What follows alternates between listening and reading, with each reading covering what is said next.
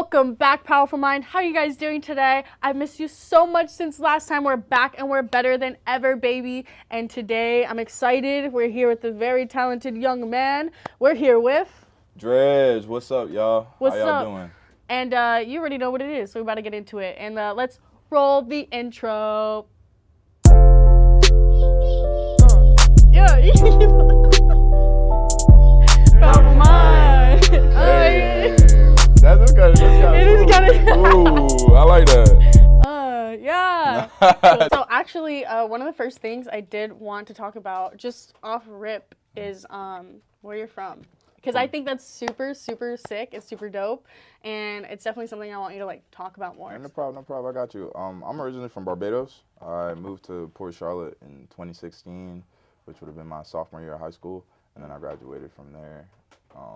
My family lives here. My grandma's and my mom's side of the family. My grandma, her sister, brothers, got a few cousins in the area. But yeah, 15 years in Barbados and moved here when I was 16.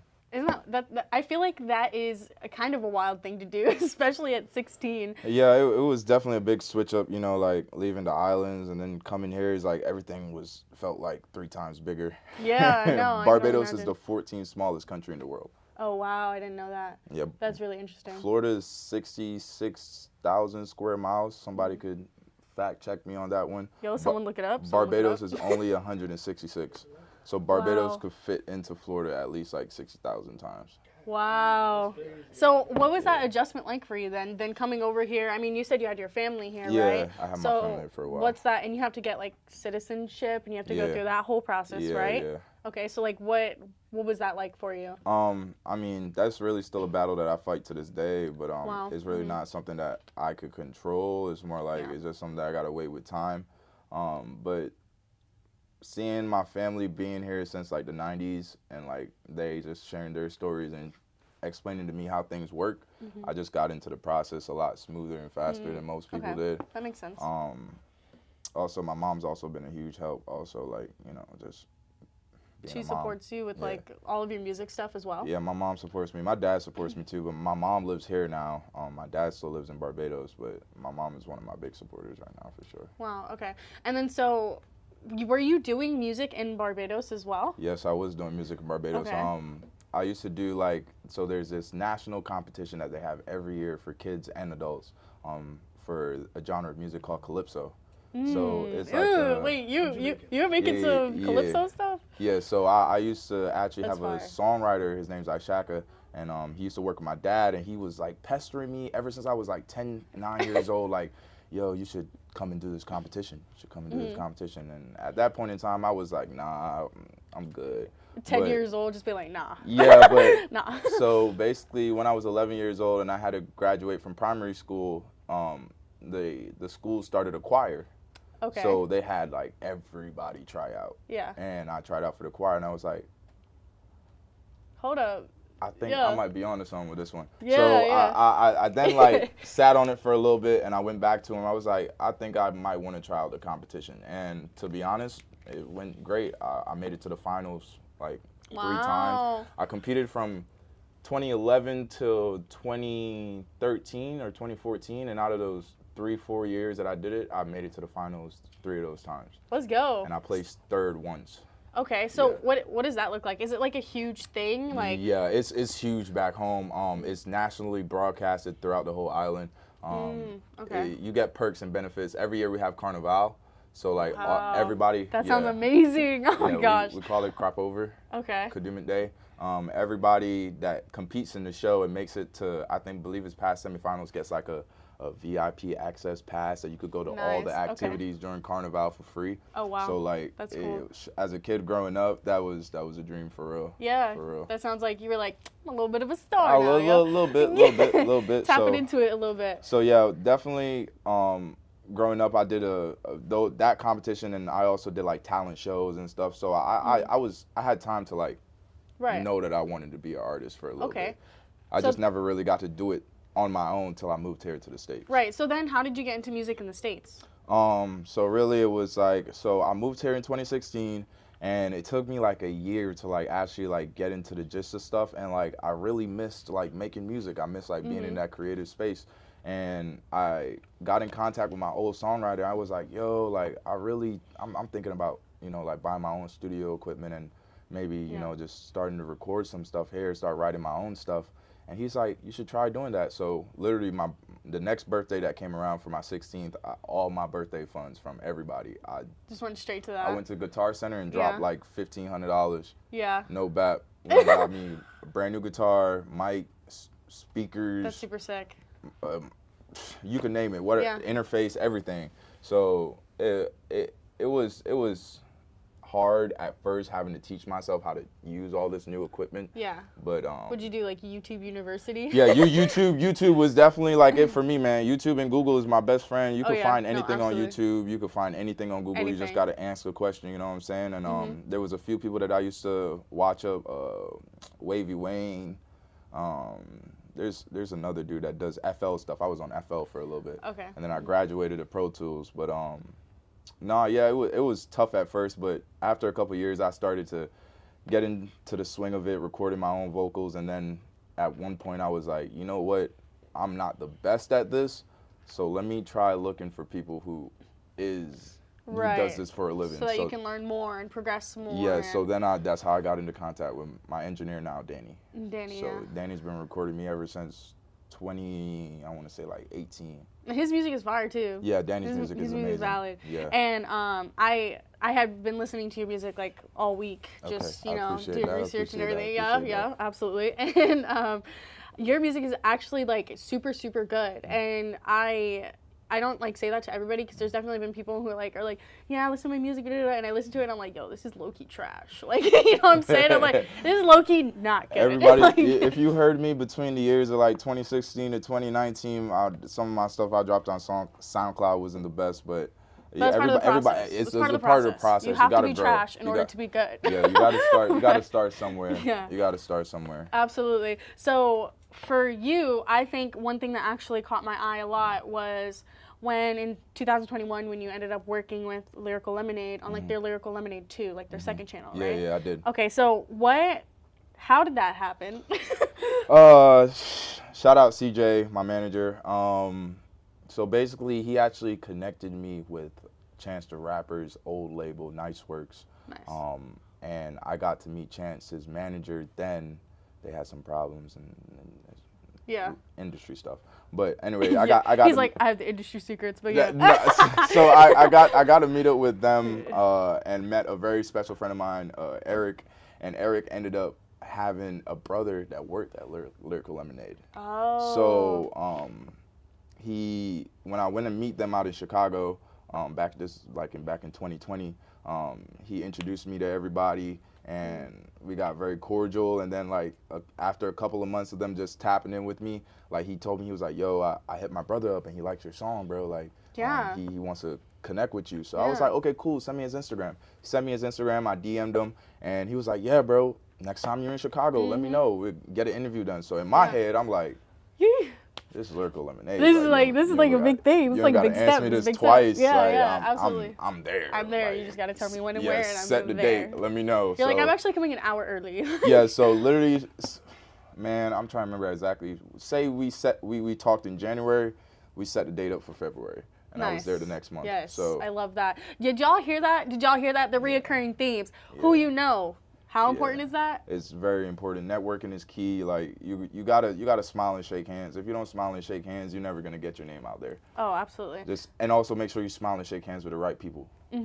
Absolutely. And then also, second theme that we talk about all the time here on Powerful Mind is Instagram DMs. DM the people you want to work with. DM the people that you look up to, that you just want to connect with. Just DM them. The worst thing that they're gonna do is just not respond. Like, whatever, you know? So that's a great example of that. Y'all heard that. Yep. But so then what did that feel like afterwards when you did that, and did people start to notice you a lot more? A lot of people started to take me a lot more seriously, and I ain't gonna lie, when I first got there, I was nervous.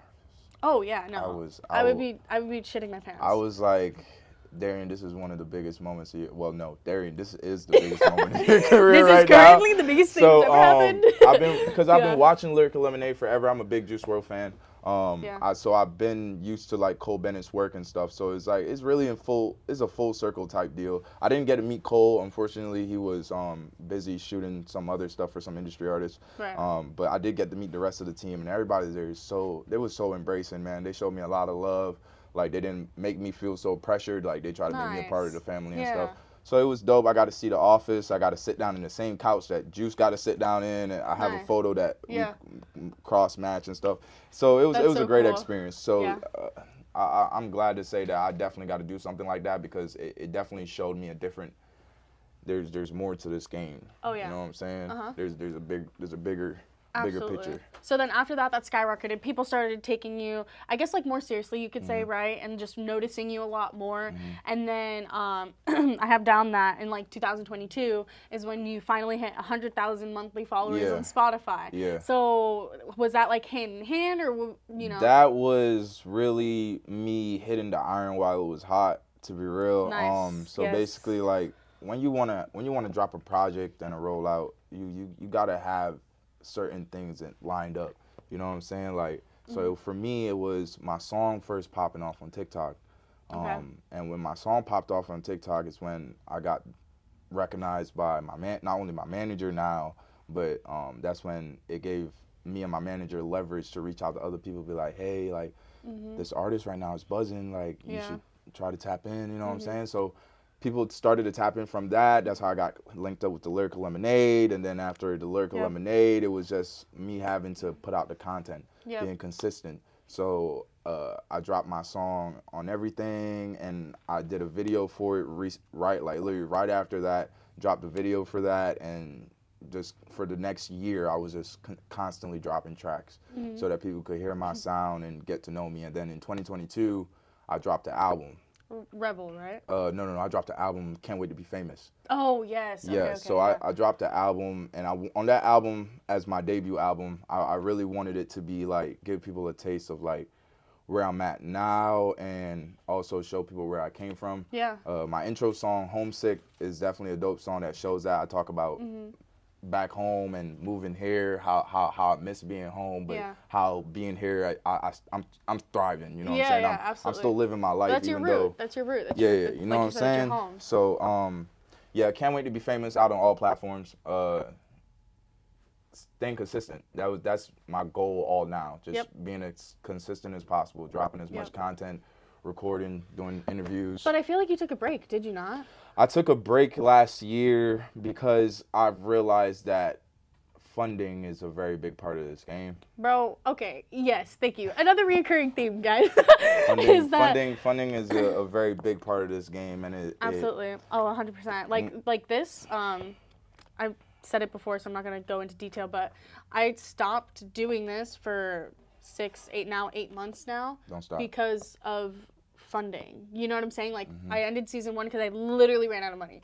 To run it. You know what I'm saying? So I took that time off to really like stack up and like be like, okay, guys, now we're gonna do this and we're not gonna stop.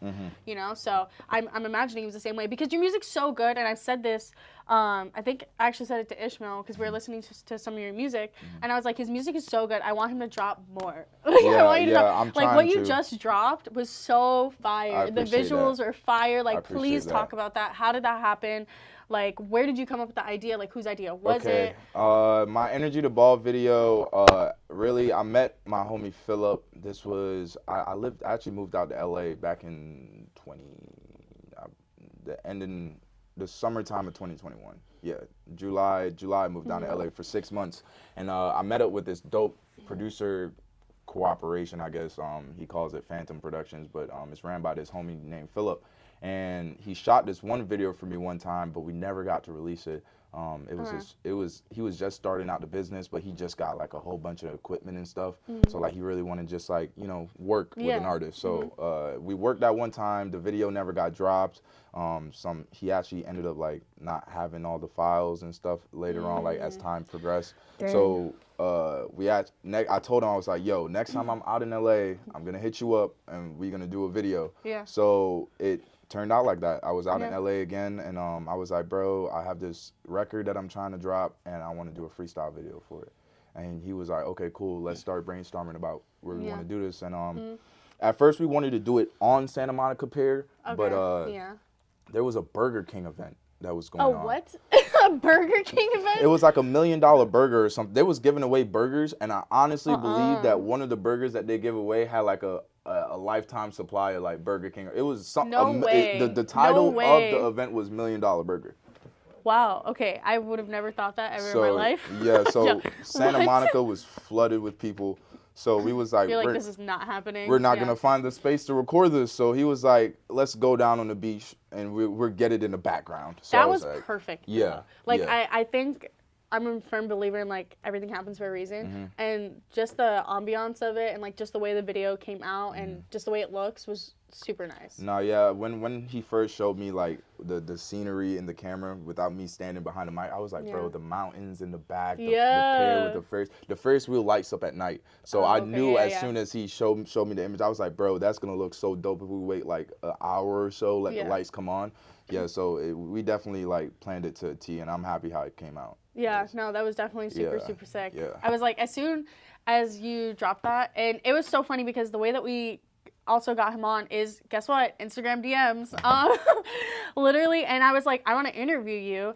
And he was like, I've been waiting for you to ask me. So that was super cool, too. Yeah, because I see you, because this is a Port Charlotte podcast, and I've seen that, it's a podcast, you would call it. Okay. Yeah. This is a Port Charlotte podcast, and I'm from Port Charlotte, but nobody never lets me know they're doing stuff like this. So, like, I don't know why everybody's being so, like, quiet about it, but, like, this is so dope. This is honestly amazing. So when I saw Mansour and I saw Malachi doing this stuff, I was like, that's pretty fire, but I didn't want to step on nobody's toes. I was like, I'm just gonna wait my time on somebody's gonna ask me, hopefully. You know what I'm saying? Hopefully, but it's all love. I love my boys, man. So I knew eventually it would came around. So when I actually met you on your birthday, and then realizing I was like, dang, it's a small world. So I was like, for sure it's gonna come around. So which is so crazy. So it's so crazy how that happened because I genuinely did not know him. And he happened to know, we have like a mutual friend, and he came with that mutual friend, and that's how we met. And then they were just telling me, like, even Gerby, Markner, he even told me, like, this guy, like, makes really good music. Because I saw you guys talking, and I was like, you know him? Yeah. And he was like, yeah, he makes, like, really good music. And then our mutual friend was telling me, too. Yeah. And so I was like, so that I already knew I was going to interview you, but it was just, like, a matter of, like, right timing. Timing. And so I think, like, you're going to drop again soon? Yeah, I'm trying to drop what do you got soon. in the works? What do you got in the works? So right now, I have a lot because, like I said, I took the break last year and I haven't dropped anything. I have a lot in the vault. And right now, it's more like just working with my peoples that I have in the industry and, you know, just making sure when I drop, it has meaning and I have the funds to support dropping it. So it's like I said, like after getting so far in this industry, I've realized it takes a lot to drop a track. It takes a lot. I've actually had a conversation with somebody that told me to have a #1 single, you need 150,000 for radio push, for marketing. No, that's for promo, crazy. You need 150,000 to have the #1 song. Not only that, I know people who've like paid to get signed and like it's up there. Coming out of pocket is not cool. All these big playlists that you know, like Rap Caviar, New Music Friday, unless you have something that goes viral or you like, I don't know, you wish on a lucky star and it just happened. Like one of the curators heard your music and they liked it so much that they put it on the playlist. You don't get on there unless you pay. Guys, listen, today's episode is sponsored by Bashman Event Center located in Port Charlotte, Florida. Use them for all of your event center needs, including weddings, networking events, corporate events, birthday parties, anything you can imagine. They have so many different things to rent out, including like a 360 camera, throne chairs. They have a portable bar. The list goes on, but they're super, super dope. They're family owned, amazing, beautiful family, hardworking. Definitely come out, support them. Again, Bashman Event Center located in Port Charlotte, Florida. Thank you, Bashman. Continue talking about your projects. You have a lot in the vault. I have a lot in the vault that I've been working on since last year, and I've just been waiting on the perfect time to drop because dropping takes funding. And so far as I've came up in the game, I've realized that it takes a lot of money to drop a song. So how much money? $150,000 if you want a #1 song. But right now I'm wild. I'm shooting just to have people just to have a mass of people hear my music. Right. I don't need. You're like, I'll take like spot 150. Yeah, like 150. I'll take the spot 150. Billboard top 100. Give me like top 200. Yeah, or something. You know what I'm saying? Just Yeah. let me know that my music is being heard, because Right. there's a lot of people out there who don't put up Drake numbers, but they make a lot of goddamn money. Yeah. They make a lot. Yeah. A lot. Yeah. And like seeing how far I've came, and you know the type of accolades I've reached, I don't see why I can't be making some of that money. Oh no, You know what I'm absolutely. saying? No, it's already there. You already it's have like it. it's really just planning and marketing. So right now I have an idea of what I want to do. I have songs, different styles. I don't call myself a rapper. I'm an artist. I rap and I sing. So You can do a little bit of everything. yeah, which is I don't fire. tend to shy away from different styles and different genres. I love that. As long as the instrumental, the beat, the producers put together something that I could work with, let's get to work. So I actually am thinking of dropping like EP projects, probably like 3-4 songs, and each project is gonna have like a different feel. I got some New York drill songs. Oh, drill in there, yo. So you know, That's really cool. You know, I've been on that New York vibe a little bit lately. That Cash Cobain, Fisher. Yeah. But nah, yeah, I'm definitely trying to keep it fresh and also staying hip to trends. Yeah. Understanding what the world wants, because that's You as gotta. an artist, that's something you got to do. You got to. to know what people want. You're catering to an audience. Literally. You know what I'm saying? You got to know who you is as an artist, but you also got to know what the world wants. Yeah, because that's your job, is like to entertain, especially when it comes to literally the music industry. You're entertaining and you're finding your audience that gravitates towards you. You want people to relate to you. So if you want people to relate to you, you got to have something that's relatable. Oh yeah. So as long as people can relate to you, you'll find your fan base. You'll find your niche. It all comes over with time, man. Like like we said, you got to start somewhere. So how do you fund yourself? Like, what do you do for a job? Well, right now I haven't been working. I've been having some life problems. Life's been lifing, but we get some poetry stuff for yeah, that. I felt that. I felt that on my soul. Life been lifing, but I've been getting by. My music is actually. It pays me. It doesn't pay me like stupid. Right, but it pays me enough to keep myself. Off of what? Spotify? Spotify, Apple Music, YouTube, all that stuff. Nice. Every single month I cash a check from my royalties. BMI comes through quarterly. Let's go. Yeah, so that's fire. That's fire. Yeah, Let's go. ever since I dropped my song on everything back in 2020, right now it's almost like 3 million streams. I've been cashing checks from that and dropping when I was dropping. I know he's like, yeah, it's just like whatever. Like I love you need to keep going. Like I will personally kick your ass if you don't like keep going, trying bro. so hard. Like I'm so serious because I can literally see I see it for you. Like it's already there. Especially just the way that anybody that I've spoken to about you says the exact same thing, that your music is really good and you already have the sauce. You know what I'm saying? Like I appreciate that. It definitely took a lot of time to figure out that sauce, man. And also, like I said, working with the right people. I can't say that no other way. You got to work with the right people, because there's a lot of people out there that's gonna talk up a big game, but they're not gonna give you the work to back it up. You know what I'm saying? Or they might not be as serious about your music as you're serious about your music. So you just got to be wary of who you work with. I've been scammed in the past. I've went through all the trials and tribulations. I've flown out the States to do open mics and talent shows. What's one of the worst experiences you've had? And you don't have to name drop. I mean, unless you want. Oh no, I'm a name drop. Yeah, let go. At this point, I really don't care. No, seriously. My career is way past there. I never go back to that again. I actually, me, my old roommate Michael, and two of our friends, we drove up to Atlanta. I told Michael literally a week in advance. I was like, yo, I have this talent show kind of in Atlanta with these people. Is this guy, what's his name? Ugly Money Nietzsche. Okay. Big dude. All right. Big dude. Everyone just giggled. Yeah. But don't get me wrong. I'm not knocking nobody's hustle. He got a great hustle going on. He's tapped in with the Atlanta music scene and everything down there. He runs his own podcast and stuff too, and he's been going viral lately for his reels on Instagram and stuff. But I really did dirty that one time. I'll never forget this. Literally drove out to Atlanta on a whim. It's 10 hours drive there, 10 hours drive back. When I got there, yo, I didn't get to perform. Why? How? Like, no way. I didn't get to perform. Like, No way. literally, I already paid for my slot and everything. It was like a judging. No. It was like, yeah, it was like a judging type deal. So it's like they had like label reps there. Reps. Oh no. Yeah.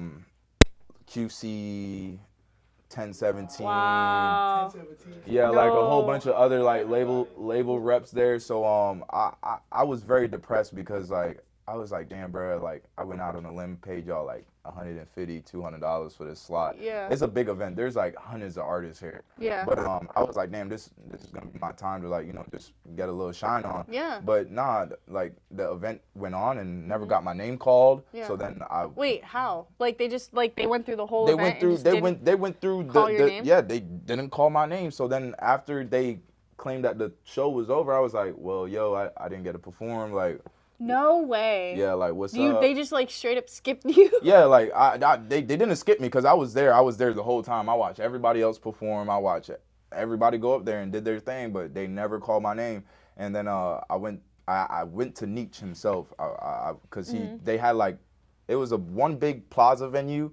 They had a main stage, and then they had like 2-3 other small stages in the venues around there. Okay. And so I was at one of the smaller ones, but I knew he was at the bigger one. And I've contacted him before because this is my first time doing an event for him. Right. So I went to him directly. I was like, yo, like they didn't let me perform, bro. Like, is No there way. any way that like you could like get me a slot for the main event or like? Yeah, can you, like what? Or can I get my money Yeah, back? can I get my money back or something? I can't get my time back, but can I get my money back?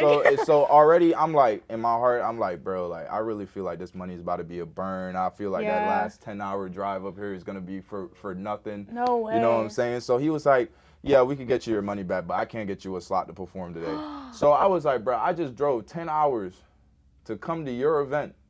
And all the best you're gonna do for me is just tell me. I appreciate the refund. Don't get me wrong. Right. I appreciate you getting my money back. He could have been like, "Yo, kick rocks." Yeah, but time. Yeah, like you know can't what get I'm that. saying. That's And a lot of time. Also the fact that he knew who I was prior to that. Yeah, like yeah. we've had conversation before. Like I've met you at other events. You know what I'm saying. So it's like that really broke my heart. I ain't gonna cry. I cried a couple tears on the way back to Florida that night. I would too. I would too. I was sad. If you were like probably hyping yourself up, expecting Yeah. all this, that, and the third, and like, Yeah, and dang, I was like, you know, you got to take some L's, but small L's for major comebacks. absolutely. Another poetry snaps for that. Yeah, Small absolutely. L's for major comebacks. After that though, life been up, to be real. Yay. Like at that point in time, I was living down in Sarasota. I was collaborating with my homie Brandon Gomes, who's on the MTV show Siesta Key. Correct. I'm trying to get him on here. I could probably throw a word. Yo, or two. slide in a word. Yo, I got yeah, you, for sure. I got you. No, but that's my dog. We dropped that album together when I was living out in Sarasota for 2 years. Bad Boys, and working with him in Sarasota definitely like shaped me a little bit as into me really wanting to take this to the next level for real. And that's when my song blew up, and then I moved to LA, and then I dropped my album. Crazy. Yeah, just keep go. So it's just like I say, stay consistent. Yeah. Keep going. Don't let no L like hold you back from your greatness, yo. Like you're gonna catch L's. Everybody gonna take L's. Oh yeah, absolutely. Everybody gonna take L's, man. It's just a step along the way. But my focus right now is to wrap up what I got cooking and get these little mini projects together and drop them for everybody to hear them. Yeah. Energy to Ball was just a start for this year. Oh, for sure. like that was, it was fire. I was like, It's just a start. is it? It's not on Apple Music, is it? It's not on Apple Music, but I did secretly drop it on my SoundCloud a couple days ago. I didn't post anything about it yet. So if anybody wants to go and check Energy to Ball out, it's on YouTube, the video. I just be hitting it on YouTube for real. Yeah, or you could go to my Instagram, Drej Jordan, hit the link in my bio, and you'll see the link to my SoundCloud, and it's all yours. Yeah. I will drop that though in one of these packs. Either it's like a bonus track or one of the tracks for the. Yeah. But like I said, I want to drop different styles. I also want to drop an island pack. Show people like some that would island be so vibes fire. I get a little, I got a couple of songs in there that I've been waiting to drop for a little bit. So, Look, he smirked when he said it. That's how you know it's fire. Look at him. Yeah, I'm excited, man. It's just funding funding. I know, it's so tragic. Wait, what did you say you do for a job? I'm so sorry. Oh no, I don't currently work at the moment. I just live off of my music for now. But which I wish is something that I would be able to do at some yeah. point. We're getting there. Don't worry. Yeah, so like it's at times it feels tough, but it's like you gotta be blessed. I know it's like so I gotta easy. take it. Yeah. I gotta take it as a W, man. That is a mindset that even myself, like, a lot of people don't take me seriously when I say that too. Like they yeah. when I say I'm an artist and I say I'm like, cause everybody asks me what you do for I was like, I make music. People look at me like, oh, so you're just a bum.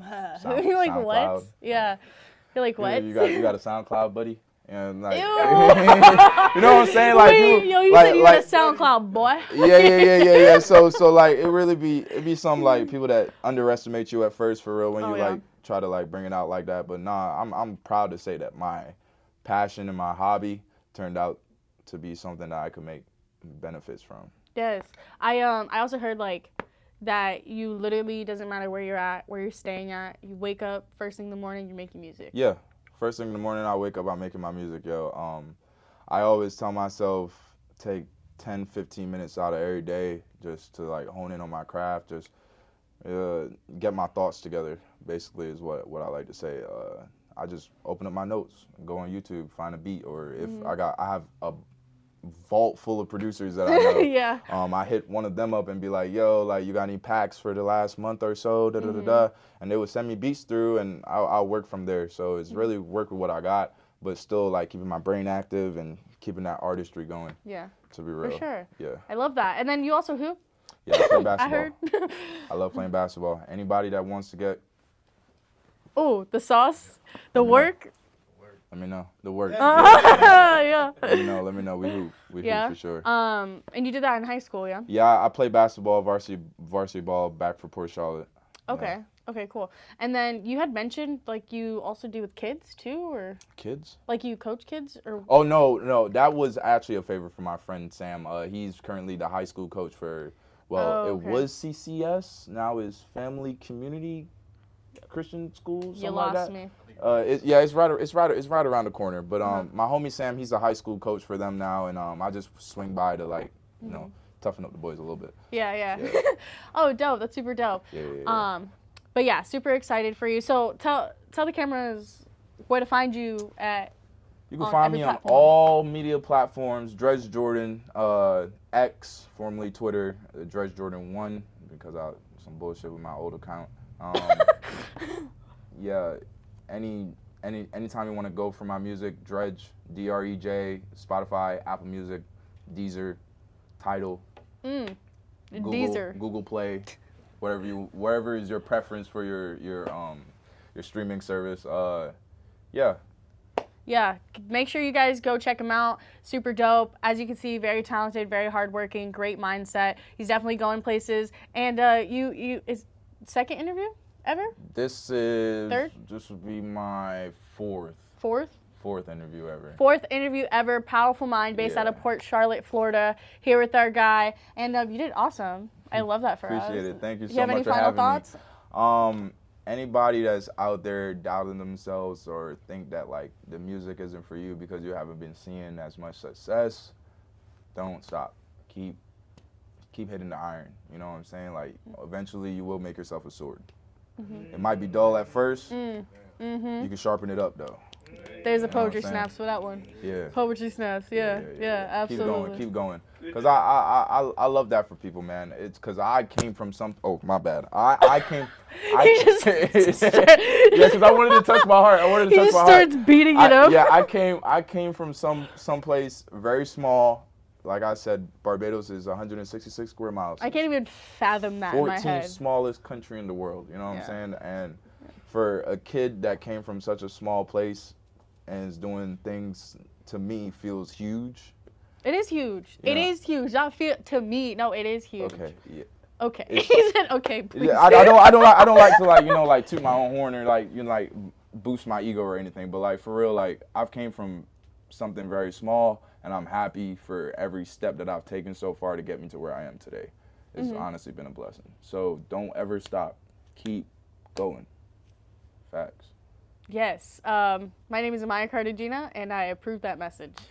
Let's go. All right, y'all. Peace. Yay.